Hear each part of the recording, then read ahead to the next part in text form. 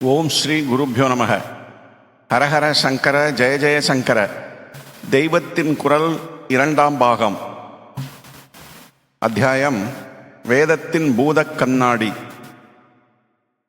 புராணம் என்பது வேதத்துக்கு பூத கண்ணாடி. சின்னஞ்சிறியதாக இருப்பதை பூதக் கண்ணாடி நன்றாக பெருசு பண்ணி காட்டுகிறதல்லவா? இம்மாதிரி வேதத்தில் சுருக்கமாக சின்ன சின்னதாக போடப்பட்டிருக்கிற தர்ம விதிகளை கதைகள் மூலம் பெருசு பண்ணி காட்டுவதுதான் புராணம். ஒன்றை சுருக்கமாக சொன்னால் அது மனசில் ஆழப்பதியாமல் போய்விடலாம். அதையே சுவாரஸ்யமான கதையாக விஸ்தாரம் பண்ணி சொன்னால் நன்றாக மனசில் பதியும். சத்தியம் வத, உண்மையே பேசு என்று மட்டும் வேதம் சொல்கிறது. அப்படி பேசுவதால் எத்தனை பெருமை ஏற்படுகிறது என்பதை ஹரிச்சந்திரன் கதை பல அத்தியாயங்களில் விஸ்தாரமாக சொல்கிறது. தர்மம் செற, அறத்தை பின்பற்று என்று 2 வார்த்தையில் வேதம் சொன்னதை நீள நெடுக மகாபாரதத்தில் தர்மபுத்திரரின் கதையாக சொல்லியிருக்கிறது.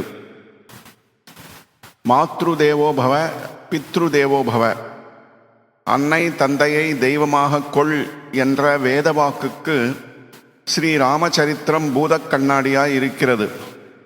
அடக்கம், பொறுமை, தயை, கற்பு முதலான அநேக தர்மங்களை வேதத்தில் கட்டளை இட்டுள்ளவற்றை புராண புருஷர்களும் புண்ணியஸ்திரீகளும் தங்களுடைய சரித்திரத்தின் மூலம் நன்றாக பிரகாசிக்கும்படி செய்திருக்கிறார்கள்.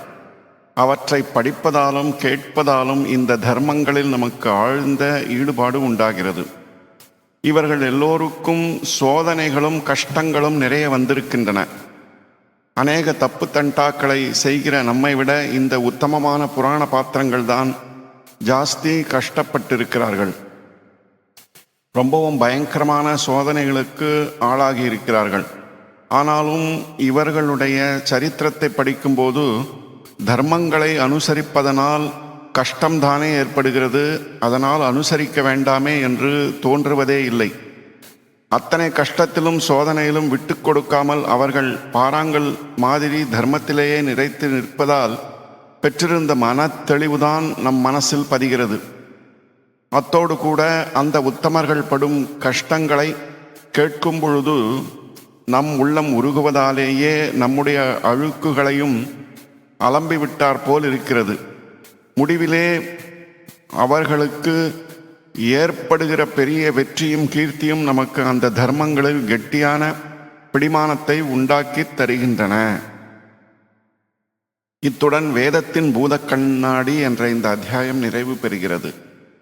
ஓம் சாந்தி சாந்தி சாந்தி.